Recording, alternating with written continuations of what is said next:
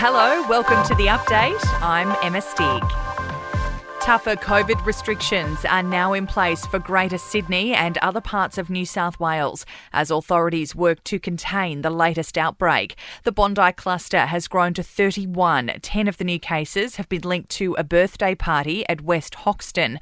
Masks must now be worn in all indoor areas, including workplaces. Only 5 visitors are allowed at a home. The 4 square metre rule returns to indoor venues, and outdoor seated events are limited to a 50% capacity.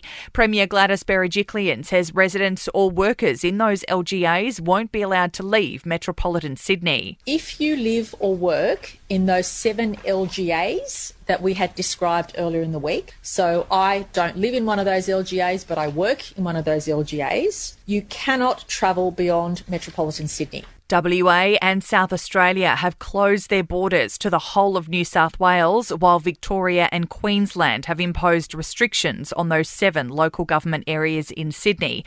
Despite this, Scott Morrison says New South Wales is in a good position with its contact tracing team. She has taken, I think, the very positive decision to keep Sydney open and to keep New South Wales open for its residents and to continue to rely on what is Australia's best contact tracing system in New South Wales.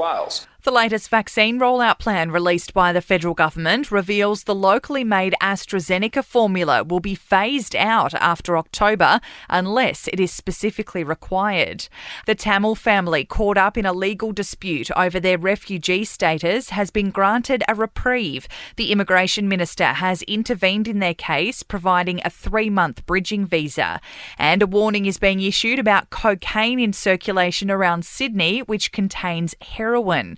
In sport, the A-League Grand Final between Sydney FC and Melbourne City will be played in Melbourne on Sunday with a crowd of 50% capacity.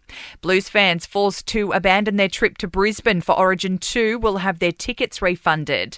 In entertainment news, Vanessa Bryant and her children have settled a wrongful death lawsuit against the chopper company that killed Kobe last year. The basketballer's family, as well as the families of the 6 other victims, reaching a confidential agreement.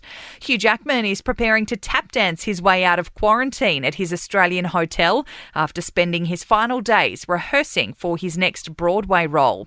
And Dua Lipa is proving just how in love she is, the singer dedicating a heartwarming post to boyfriend Anwar Hadid on Instagram. That's the latest from the Nova Podcast News team, but we'll see you tomorrow morning for another episode of The Update.